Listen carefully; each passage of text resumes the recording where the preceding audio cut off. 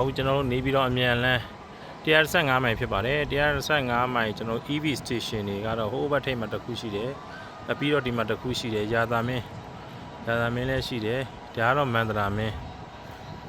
ဒီမှာကကျွန်တော်တို့ကားကြီး expert ကားကြီးကျွန်တော်တို့တွင်းလို့ရတဲ့နေရာအထိရှိတယ်ပေါ့နော်ဒါ expert ကားကြီးတွေတွင်းတာပါ expert ကားကြီးတွေတွင်းတာရာသာမင်းမှာလည်းရှိတယ်မန္တရာမင်းမှာလည်းရှိပါတယ်နော်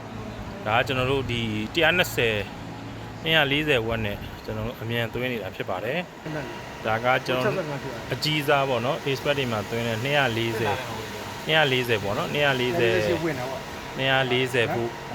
ဘူးမှာကျွန်တော်2စီးသွင်းမဲ့သူတို့ဇီးကို120ပေါ့နော်အခုကျွန်တော်တစ်စီးပဲကျွန်တော်သွင်းတဲ့အတွက်ကျွန်တော်ဒီမှာ148ချက်148ပေါ့နော်148ဘူးနဲ့သွင်းနေတဲ့အတွက်ကျွန်တော်အရန်မြန်ပါတယ်တော်လေးကိုမြန်ပါတယ်ဗျာနော်ဒီမှာ expert တွေသွင်းတယ်ဒါဒီလိုမျိုးဟာလေးတွေရှိသွားမယ်တော့တော်တော်အဆင်ပြေသွားမယ်ဗျာဒါ expert သွင်းဖို့တော့ပါ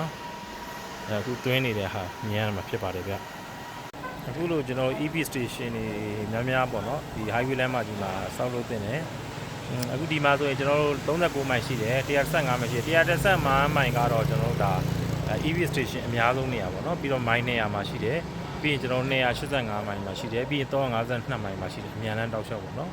အဲ့တော့ကျွန်တော်တို့ဒီ EV ကားတွေလည်းများလာပြီအခုစီပြဿနာလည်းတက်နေတဲ့အတွက်တက်နိုင်လို့ station တွေကိုကျွန်တော်တို့များလေးလုပ်ပြီးဖို့လိုအပ်မယ်ပြီးတော့ watch ကြီးလေးပေါ့နော် watch ကြီးလေးနဲ့လုပ်မယ်ဆိုရင်ကျွန်တော်တို့တော်တော်လေးကိုမြန်ဆန်နဲ့ပြည်သူတွေအချိန်ကုန်တက်တာစွာဖြင့်ကျွန်တော်တို့ဒါအားဖြည့်နိုင်မှာဖြစ်ပါတယ်ဗျာနော်အားလုံးပဲကျေးဇူးတင်ပါတယ်